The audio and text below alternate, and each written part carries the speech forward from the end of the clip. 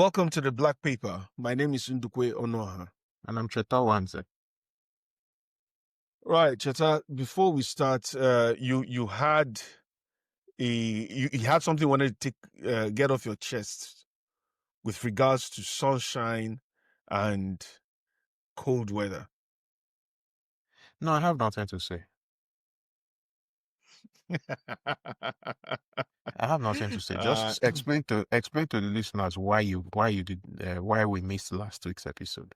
We tried very hard. I was away with the family on over the half term holiday.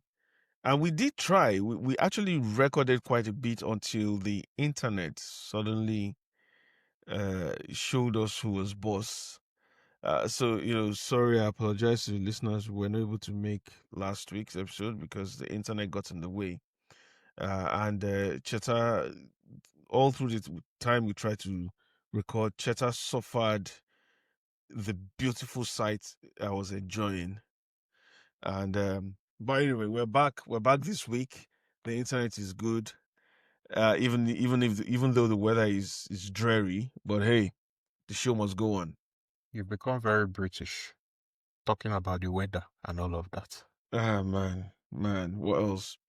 Well, so today we want to do something that we've tried very hard not to do. You have tried very hard not to do. Well, I have tried very hard not to do, and I've been successful so far. However, Chesa, you've managed to put up a very, very strong argument about why we should talk about news originating from outside the UK. But again, there's good reason for that. Now, listeners of this podcast know that we always talk about UK news, UK politics through the eyes of the African heritage community, many of whom are migrants. But in recent days, all of whom are migrants. Not we have none. We have people listening from the mother continent, so it's quite interesting. Yeah, but in the past few days, we've had, or few weeks really, we've had this conversation that's been going, that's refused to just go away, which is the messaging from the US, especially from US Congress people about what they've termed the genocide against Christians in Nigeria. And just a couple of days ago, we had this message by Trump saying he had put the Pentagon on, he had put the security forces on alert to go into Nigeria if needs be to stop the killing of Christians. Now, this is quite an interesting topic, and I said, initially we didn't want to talk about it because it wasn't one of those UK news from the UK, that, even though it affects us, but also because we didn't want to be seen to focus on just one country. However, with the escalation of this incident, and also seen as we have a huge majority of people of Nigerian origin in the UK whose families or relatives might be affected if for some reason the US manages to put boots on ground or drones in the air over Nigeria.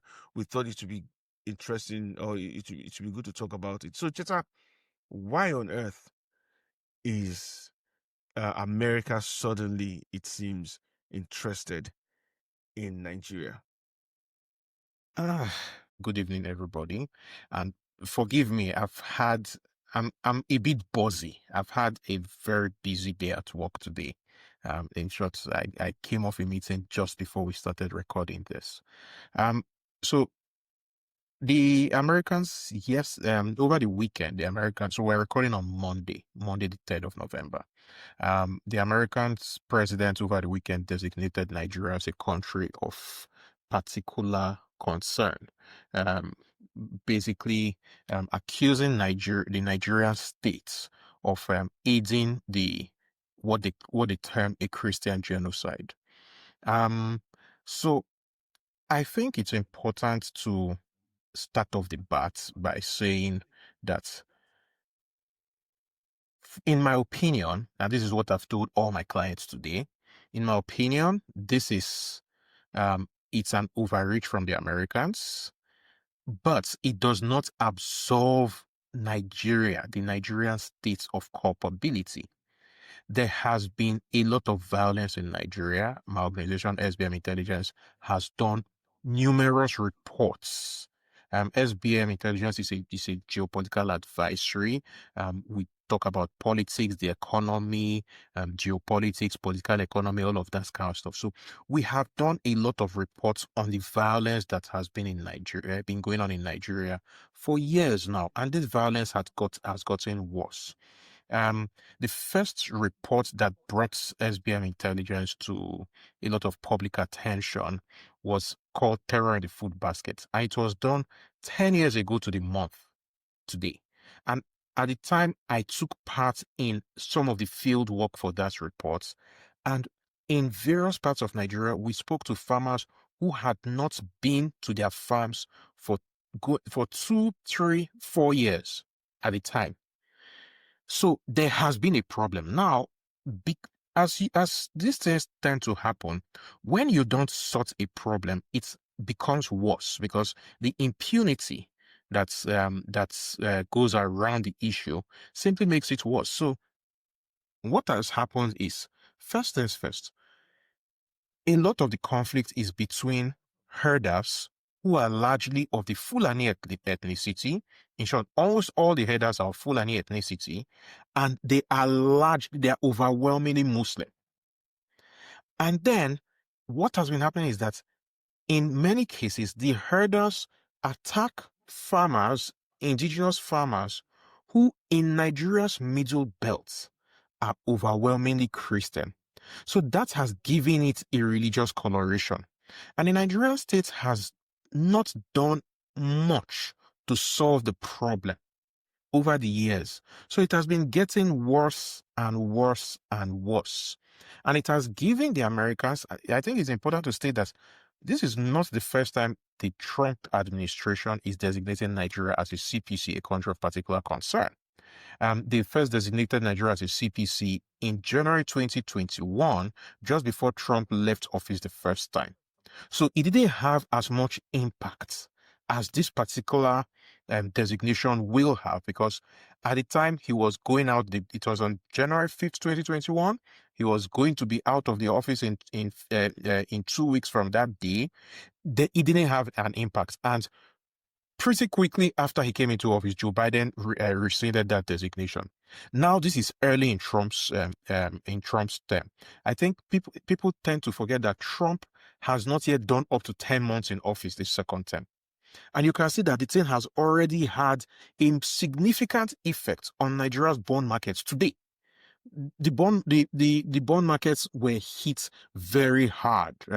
Bloomberg reported it as the largest loss to Nigerian markets ever. I think the jury is still out on that, but bottom line is the announcement and then the threat of military action that followed really affected the Nigerian economy. So, but I would be at pains to stress that the CPC designation is not, it's just a symptom. It's not the disease, and the problem is with the Nigerian states. If the Nigerian government had done what it was meant to have done over the years, we wouldn't be at this point.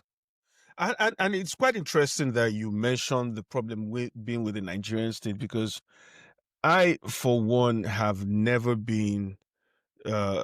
shied away from calling out the Nigerian state in complicity in the insecurity that is there, especially since the campaigns during the era of President Jonathan, when we had the Chibok abduction, then the Bring Back Our Girls campaign, and then of course Buhari. But then I think if you look back at the era of the Nigerian federal government becoming an active player of sorts in fueling insecurity, this was really under Buhari. But even worse than that, I'm getting to a point here, even worse than that is when you then see the actors in the Buhari administration who had ties, as it were, to or alleged ties to terrorist actors. So you had someone like Buhari himself, who was being nominated by Boko Haram to be a negotiator on their behalf with the then federal government. Then I you get had it. Issa. Sorry to cut you short on that, because the Buhari thing, when he was nominated, this was when Jonathan was president. Mhm. So this was pre-2015. Um, Boko Haram, the government reached out to try to negotiate with Boko Haram after the kidnapping of the Chibok girls. So this was April 2014. And Boko Haram nominated Buhari to speak on their behalf, and Buhari turned it down. I think Yes, it's important to point that out, because it's important to yeah, point that because he the turned it down. reason why Boko Haram nominated Buhari, and you know, I have no love for Buhari, Mhm. but it's important to set the historical record straight. Buhari was very, very well respected in northern Nigeria. He was somebody who, prior to becoming president in 2015, was seen as unimpeachable. And that was the reason Boko Haram nominated him. Not because he had anything to do with them. Buhari was, one thing that his presidency showed is that that man was probably the most selfish human being on earth. So he didn't care about Boko Haram. He didn't care about anybody but himself. But Okay, this is the so reason Boko Haram nominated. But the yeah, point about a lot of people around him being involved in the terrorism one way or the other, that's actually a point that can stick. So please so carry on. yes, so let me finish that. So you had Issa Ali Pantami, who was Minister for Communication, who was on record. Not a very good guy. Yeah, but who was on record as praying for God to give victory to Al Qaeda and to Yes. Boko Haram, and who till today people are still wondering or are still scared that he led the harvesting of their information, and which has left a lot of millions of Nigerians vulnerable to terrorist states. Then you had a former governor of Borno State, who is now the vice president of Nigeria, who a terrorist then, Kabiru Sokoto, who after escaping from prison was traced to his house in Borno. In Then there was Maiduguri. in Maiduguri, yeah. Then you had Senator Alain Dume, who was actually charged to court for being in communications with Boko Haram. And of course, you add in 2021 the case of about 6 Nigerians convicted in Abu Dhabi for allegedly funding Boko Haram. And this, again, And the if Nigerian you government did nothing and the about it. Nigerian government did not. So you see that there's a complacency, as it were, or complicity of the Nigerian state with this terrorism. But if you also look, and you've mentioned it, when you look at the middle belt, a lot of the people there are a lot of the victims, and you see how the case of the man who was sentenced to death for defending himself against a terrorist who had come to his own farm, and the state is actually taking a man to court for defending himself. You've had generals come out to say Nigerian politicians at the highest level are complicit in this terrorism. You've had places, some of the worst hit places like Southern Kaduna. You've had churches burnt. You've had places of worship attacked. So the question is this not, whilst we may go with the line of the Nigerian state that say, well, all communities are affected by this terrorism, but you cannot also refute the fact that there seems to be an extra attack on communities where you have a lot of Christian faithful in, and with a federal government that has also actively sidelined the fragile peace in Nigeria's politics, which is, if you have a president of Muslim extraction, you should have a vice of Christian faith, and vice versa. Suddenly, you ask yourself, are they not by their own actions and inactions giving credence to this allegation that there is persecution of the Christian faith and Christian community in Nigeria? So you've you've packed in a lot in that. So let me try and answer and take them on one by one. And I think the first one that I'll start with is the story of Sunday Jackson, the man from Adamawa State who had a herdsman. Sunday Jackson, I think, is of the Chamba ethnic group, and it's important to mention the ethnic group because when you see the sheer number of ethnic groups that are being attacked, so there's Chamba, there are thieves, there are Jonkuns, there are Idomas, there are Berons, there are Taroks. So when you see the sheer number of ethnic groups, and note that this area of Nigeria, the middle belt of Nigeria, has the largest ethnic diversity in the country. There are over 100 ethnic groups. If you come out from Abuja driving towards Yola, there are over 100 ethnic groups in between. Now, Sunday Jackson was attacked by a herdsman, who was I think the name was Ado Bawuru. I would have to check. And they got into a fight. The herdsman attacked him with a knife, and Jackson managed to overpower the assailants, take the knife, and then stabbed him. It was self-defense. But the Adamawa State High Court in 2021 sentenced him to death by hanging, and the Supreme Court, both the Court of Appeal and the Supreme Court, have upheld the sentence. It's a scandal. So that's one.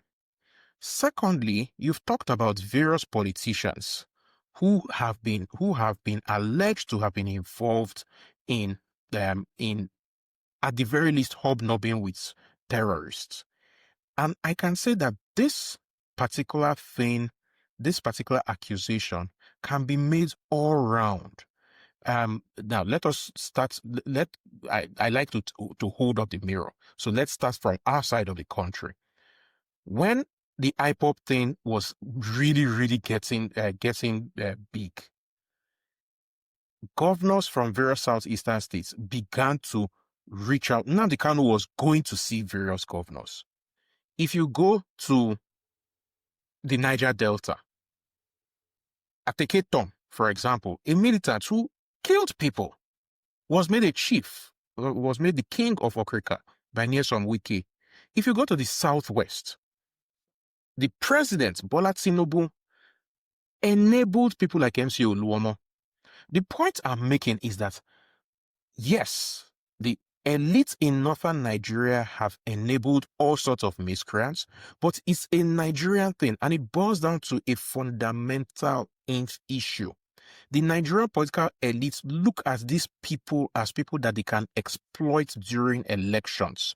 During elections, there's a seminal report that was written by Human Rights Watch back in 2009, Politics as War, and it examined Rivers State to its T. And one thing that it pointed out, which I can tell you is a recurring thing in Nigerian in the Nigerian political space, is they arm miscreants for the purpose of intimidating people during elections, and then abandon those miscreants after the elections, and of course, they're unable to take the weapons. So those miscreants turn the weapons on the people. So going back to Boko Haram, for example, and I think it's important to point out, this is at the risk of me falling into something that I detest, because an accusation that has been made against many citizens from northern Nigeria, which I agree with, is that when people start shouting about Christian genocide, they come up and say, oh, but Muslims are being killed as well, so don't complain. And it's a very, very nasty behavior, because why should you, if somebody is being killed, why should you tell him how he should complain about being killed? Why not also amplify your own, the deaths of your people? Because those kind of behaviors feed into accusations that Muslims from northern Nigeria are okay with Islamic extremists as long as everybody suffers in silence and it advances the goal of Islam. That's an accusation. There isn't hard evidence for it, but it's an accusation that is increasingly easy to stick because of behaviors like that. Then you have people like the President Buhari's aides. Yeah, go on. Just it's not just when you look at in I think 2022, after the killing of Deborah Samuel in Sokoto, who was lynched by her classmates. Atiku initially, what was his For our name now? non-Nigerians, non-Nigerian audience, Atiku Abubakar, former Atiku vice Abubakar, president, yeah. Perennial presidential candidate. He initially condemned the killing of Deborah, but then a few people tweeted at him, and it must be noted that they tweeted at him in Hausa, which is a predominant language in northern Nigeria, reminding him that he would need their vote. In the elections, and he quickly deleted the tweet. That tweet.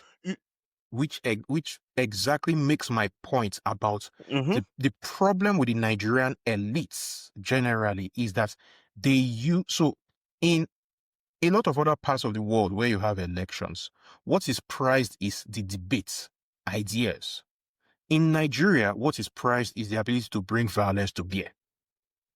So it's called defending your votes. Whatever language they use. The point is that's how they bring violence to bear.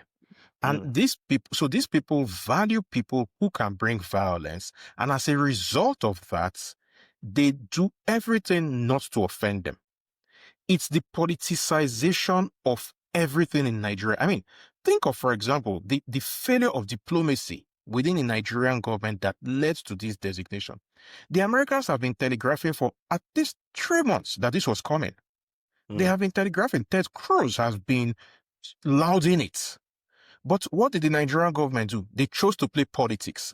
I mean, if you open the cesspit that was Twitter, there were people who were claiming that it was an Igbo agenda. There were people who, so that's thing of politicizing. And I think it's important to point out that as an example, when Boko Haram started, before it metastasized and took a turn for the worse, the government in Borno at the time reached out to them, and a major Boko Haram member, Bujifoy, was actually a commissioner in the Borno state government. He was one of those who was killed by the Nigerian police when Boko Haram went off the rails the first time. When Nigerian police extrajudicially killed the founder of Boko Haram, Bujifoy was one of those who was extrajudicially killed. And that also brings one of the problems that we have. The Nigerian security architecture, a hangover from its colonial roots, tends to use extrajudicial means to settle matters a lot. And it has shown over and over again that this extrajudicial way of settling matters never works. It cools things down for a while, and then things explode again because root causes are never addressed. Okay. What I want to address right now is the issue of a break. We'll go on a break, and then when we come back, we'll explore this topic further and see how it then reverberates on this part of the world and how it affects us. Very well.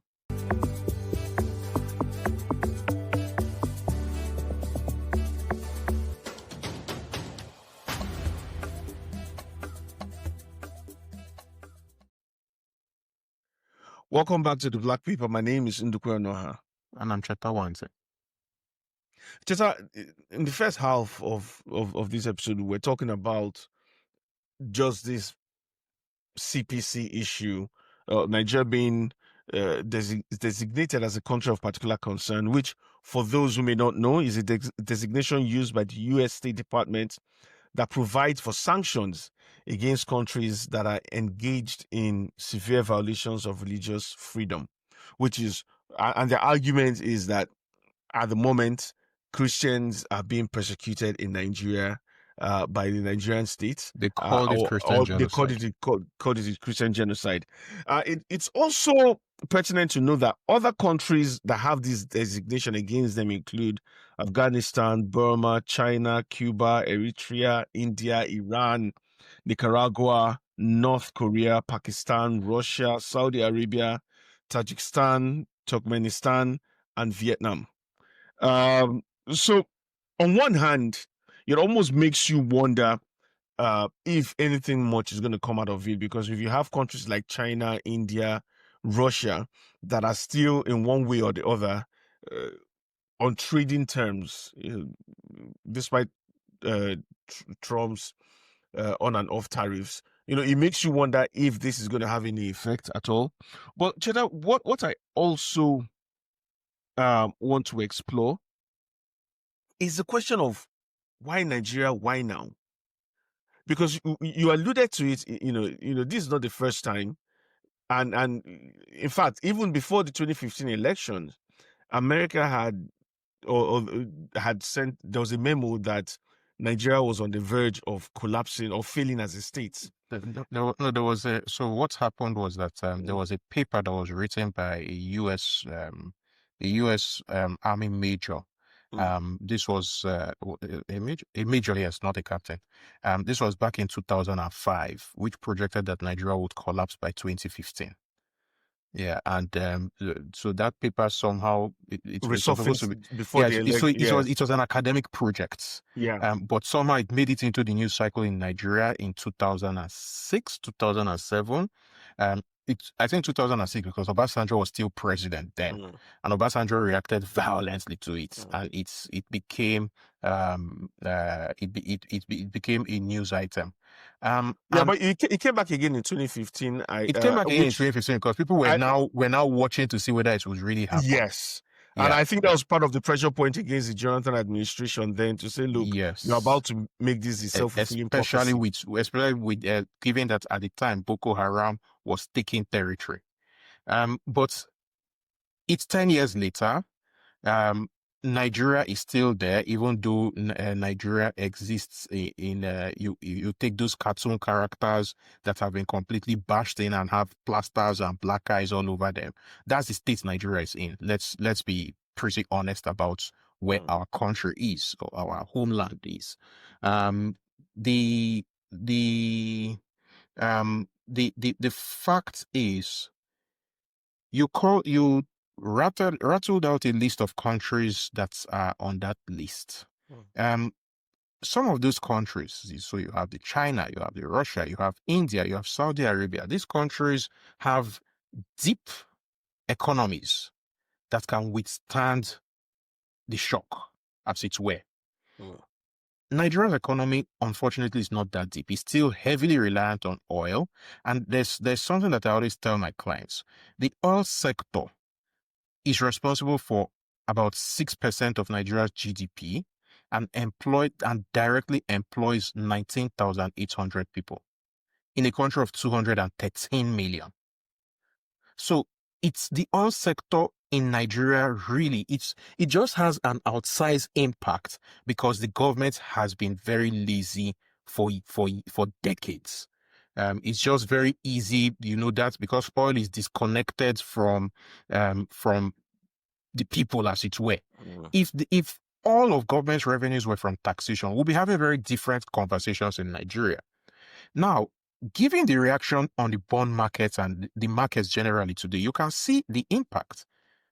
Something like this undermines investor confidence, and it puts a lot of Nigerian officials in the line of sanctions. And that is the reason, in my opinion, why a lot of them are running all over the place. Because these are people who they've robbed the country so blind that they have all of their gate takings in Western countries. And that is what they are really concerned about. Nothing more. I think it's very, very interesting that we've had, at the last I counted, we've had 4 different announcements from different military units, touting successes against various terrorist groups since the announcement. Suddenly. I said, suddenly. It's problematic. Because again, one argument that I make is that the Nigerian elites, and it's unfortunate, but Nigerian political elites do not care about the Nigerian people. And we are seeing it in real time. If this had not happened, they would. So there was a massacre in Yellowater in Benue State a couple of months ago. 300 people were killed. The president was not bothered about it until the noise became so deafening that he had to go to Benue State. And even then, it's the day that they went, it was a very rainy day, and they made the excuse, never minding the optics, they made the excuse that, they cannot get to Yellowater because the roads are bad and it rained. How the hell does the president, the entire president of Nigeria, say he cannot get to somewhere in his own country because of bad road? Did nobody within the presidential orbit stop to think about how that would sound? Yeah, but you somehow assume, and I don't know why, that they give a damn. They didn't give a damn until they started giving a damn, because suddenly, and so this is where there are people who, and I completely agree, the Americans are not interested in some Black Christians, some Christians from Africa. The Trump orbit really doesn't even care about Black Americans that much, talk less of some people from Africa. However, the value in this, if the Nigerian people can understand, is that it will force our elites to actually sit up. That's the value. Yeah, but see, let me rephrase. Sorry, it could force our elites to sit up. I mean, that's something of unintended consequence on the part of the Nigerians. But my main thing, and look, I've said it before, so you already know this. The Nigerian state is acts more like a terrorist organization sometimes than it does a government. So but it is a terrorist organization. It's the Nigerian state. And we have to go back. The Nigerian state was constructed, and I think I've said it on this podcast before. When people talk about, it's not on this podcast. When people talk of our founding fathers and they mention Ahmadu Bello, Nnamdi Azikiwe, or Bafema, well, those were not our founding fathers. Our founding father was a guy called George Goldie, who is buried in Brompton Cemetery. George Goldie constructed the Nigerian state to be an extractive state that used terror to keep its inhabitants in line. And that basic design has never changed. That is the ultimate failure of Nigeria, that in 1960, when we got independence, we did not sit down and redesign the country to be one that serves its people. Yep. And that's the reason why Nigeria has been a net exporter of people, including you. Including us. But so my point, the point I was making is, so there's no love lost there, with how the Nigerian state treats its citizens. I mean, look at what happened in October 2020 when the trigger that made people run. Yeah, when the state opened fire on protesters who were protesting police brutality, and the army opened fire on people draped in the Nigerian flag, no regard for national symbols. So that's on one hand.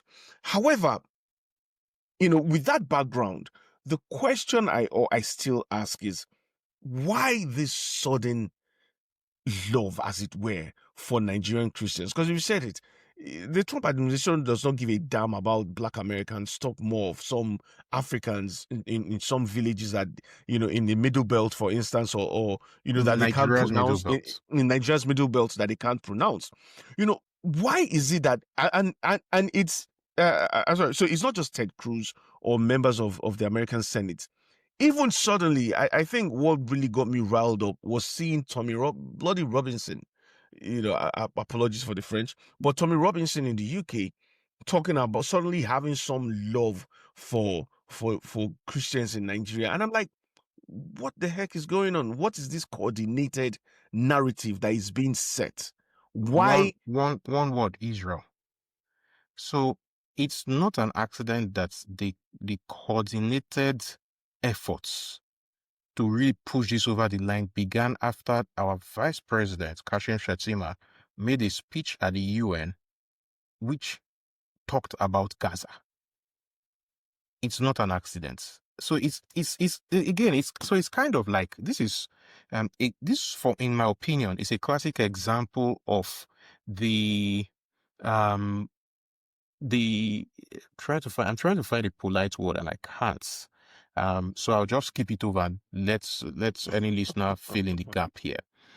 But the Nigerian elites so your house is on fire, people are being killed in your country, and it cannot be denied that people are being killed in their hundreds, in some incidents, in their thousands in total over the course of years, and then you are coming to the UN to talk about Gaza. I mean, it was an own goal. Sometimes wasn't that the same thing as Buhari going to the UN, to talk about Myanmar, when exactly at that same time, people were actually being massacred at the exact same time. At the exact same time.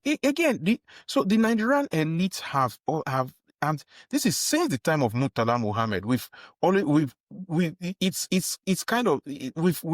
wanted to play Big Brother. And no, forgive me, Murtala Muhammad. I don't like you much, but this is the time since the time of Gowon, because remember that under Gowon, we were paying the salaries of some of civil servants in some Caribbean countries, despite the fact that we had lecturer strikes back home. So we have this thing of trying to play Big Brother, trying to look good in front of the world when our house is on fire. So essentially what we are seeing now is a classic case of the emperor has no clothes. And for the first time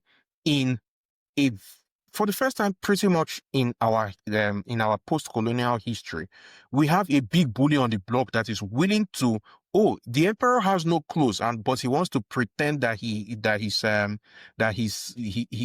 still the emperor. Oh yeah, come out the towel so that everybody will see the emperor's nakedness in all its glory. That's pretty much what these guys have done. Well, so it's and that's quite interesting to bring it back to the geopolitics of the Middle East, and and to see how that reflects in home politics in Nigeria as well. But also there's a line that can be drawn that, and to migration here in the UK, to politics here in the UK, because if you look at different figures, for instance, about migration patterns, whenever there are issues, especially with conflict in different countries. So you see, like between 2010 and 2014, a lot of migration to the UK came from Nigeria and Somalia, and this was driven by Boko Haram, anti-apostasy, and Sharia law tensions. In 2015 to 2019, again driven by the post-Arab Spring crackdown, you had migrations from Sudan, Eritrea, Nigeria. Now, one thing is that in all these waves of migration, for some interesting reason, Nigeria has always been consistent as being a net exporter of people. A net exporter of people. And you see, and this also shows when you look at Home Office figures, the number of people claiming asylum due to religious or reasons, has also increased. And you also see the numbers of people who, from different sources, who have been allegedly killed due to these religious reasons, or the alleged number of Christians, I would say, who have been killed due to their faith is between 30,000 documented to about 50,000. So this tells you that narratives like this, that when they are pushed, will ultimately, one way or the other, lead to fertile ground. Yes, and then lead to more cases of people pushing for migration, which always then leads to the inflaming the sort of rhetoric we've seen in politics in the UK about people coming here. And so in whose interest, if any, is it to nip this thing in the bud? It's in all our interests, whether Nigerians, British, Americans, whoever. Because ultimately, when you have large countries such as Nigeria, where essentially the health system has collapsed, my organization is going to publish a report within the next 2 weeks about Nigeria's health sector. When you have such things, people will always tend to move. Now, consider that in West Africa right now, we have the JNIM, one of the Islamist groups, who have effectively surrounded Bamako, the capital of Mali. Bamako is upstream from Nigeria. It's a small sliver of Niger that separates Mali from Nigeria. So this whole thing can easily spread and become a lot worse. There's actually a possible scenario where JNIM becomes a franchise giver and links up with various groups that are active in Nigeria and expand the arc of instability. What that means is that those who can afford it will leave. And invariably, because of reasons of language, especially language, shared culture, there's a reason why people from Mali, for example, when they're migrating, they tend to migrate to France. People from Nigeria, when they're migrating, will tend to migrate to the UK. We speak English, they speak French. There's a reason why you see people from, say, Equatorial Guinea or Guinea-Bissau ending up in Portugal. They speak Portuguese. So these things, and then when you take into consideration that our neck of the woods still has very high fertility rates, we're further down the line in terms of the fertility curve. So we are still having high fertility rates. The average size, the average woman in our neck of the woods has 5 children on average. So we're going to be a net exporter of people for the foreseeable future. And these countries in the West who have decreasing fertility rates will be net importers of people. It's unavoidable. And it will lead to increased social tensions.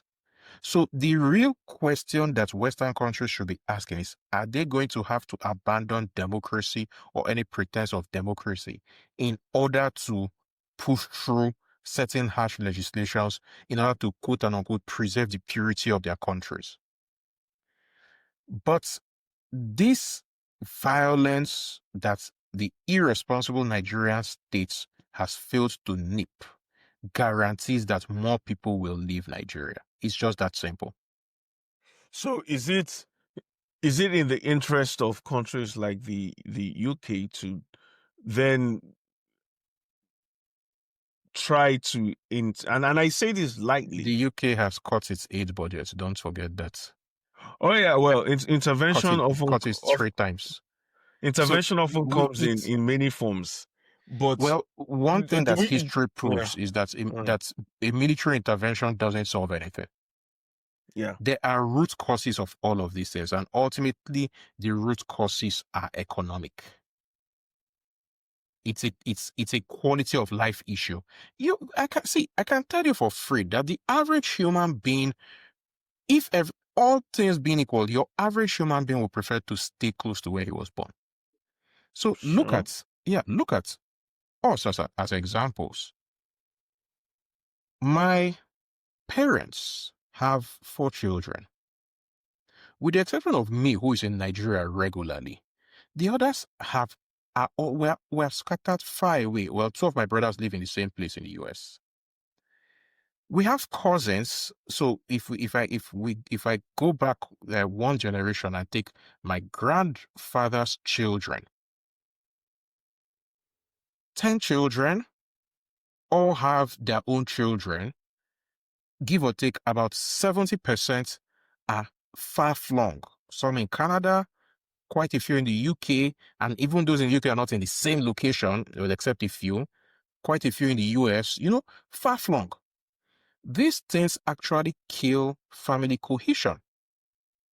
And people know this, but the economic reason for people to up and move is stronger than, because ultimately, what do most people want? Most people want to provide the best possible future for their children. Yeah. So when you have a country, or when you have a group of countries, and unfortunately we come from probably one of the worst neighborhoods on earth, that's arc from West to Central Africa.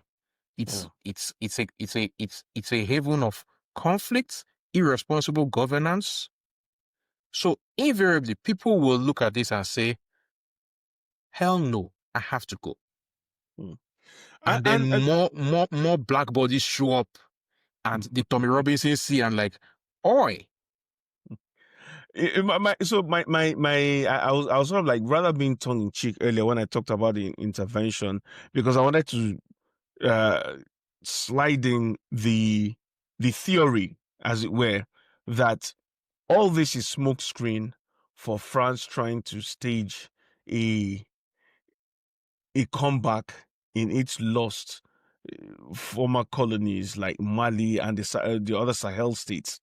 And personally, I mean, that sounds, well, Trump and Macron working together, that sounds almost improbable. I mean, the two men don't even like themselves. However, how probable is it, that theory, that this whole talk of Christian genocide is either US on one hand and perhaps France behind the curtain, trying to make a dash for resources and reserves, rare earth minerals, as it were, that have been found in the north, and to try and bring in their own brand of extractive economics? I think these theories of Dr. Strangelove or Spectre, they tend to so any good conspiracy theory has some elements of the truth, and France has been naughty in our neighborhood. There's no argument about that. But the Christian genocide thing coming from America is local politics that has had um, a foreign manifestation. Local politics in the sense that it makes sense for Trump. There are a lot of things that he would want to distract people from.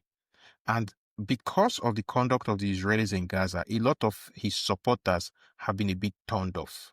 So how does it not work for them and for the Israelis? And this is, again, it's just so unfortunate that it is us that are at the receiving end.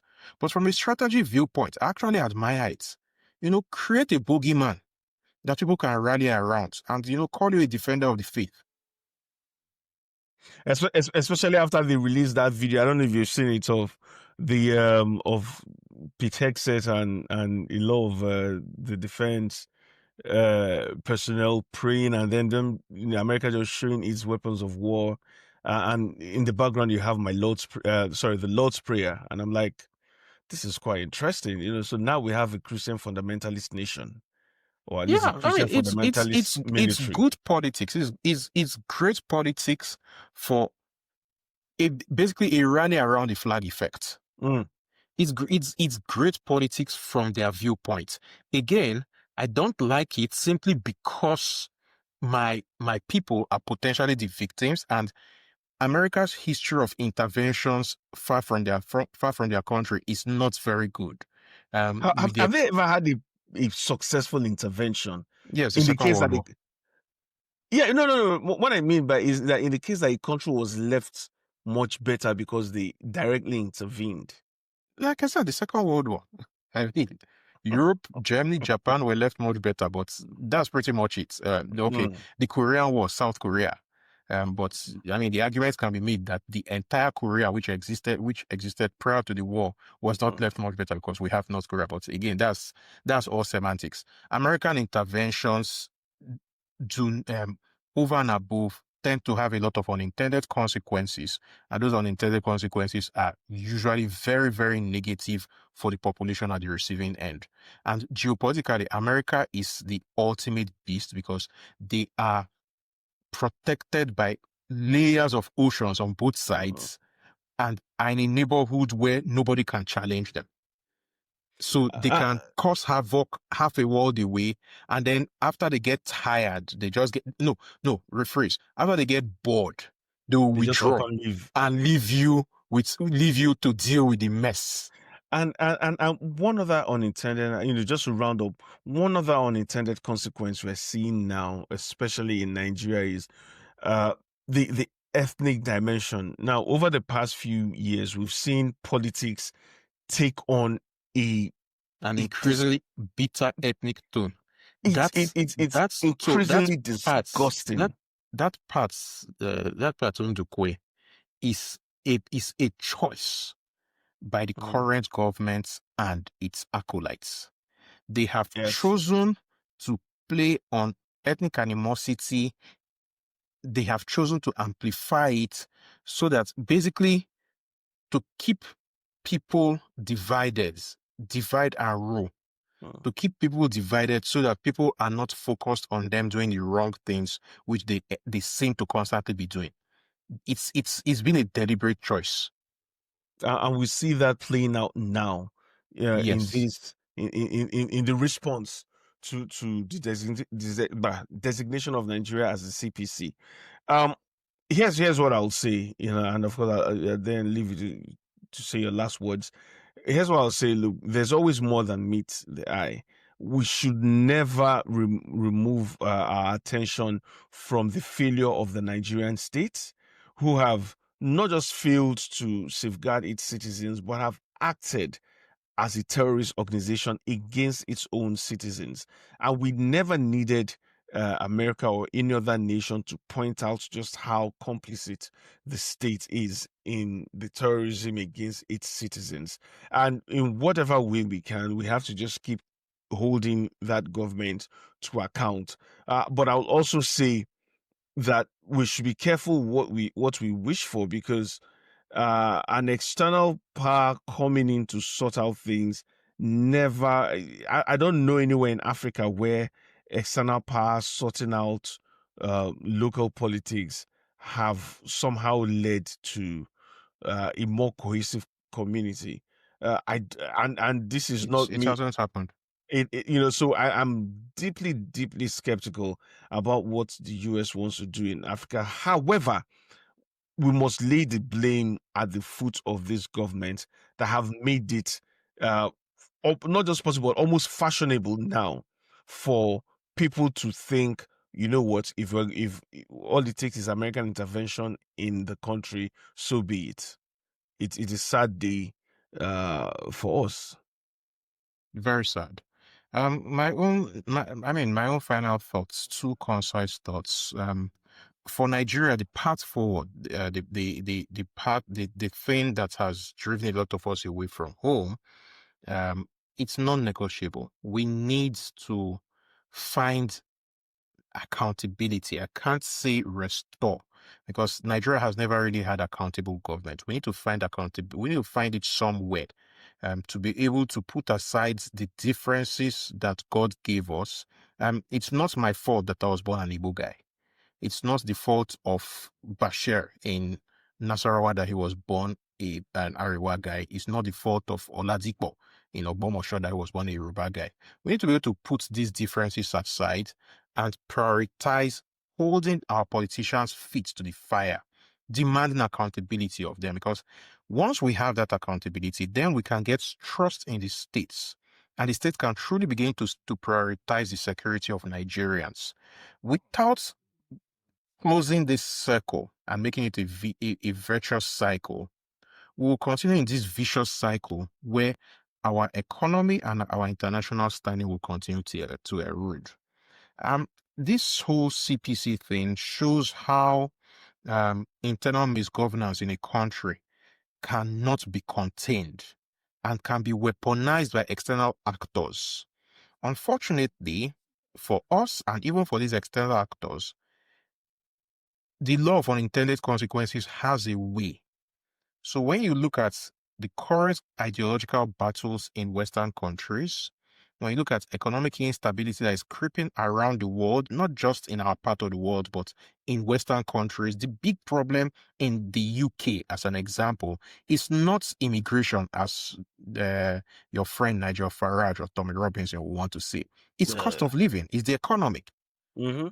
When you look at those things and you look at migration patterns, the instability or the poor choices of political actors in the West have a global effect and lead to more migration and leads to more social unrest.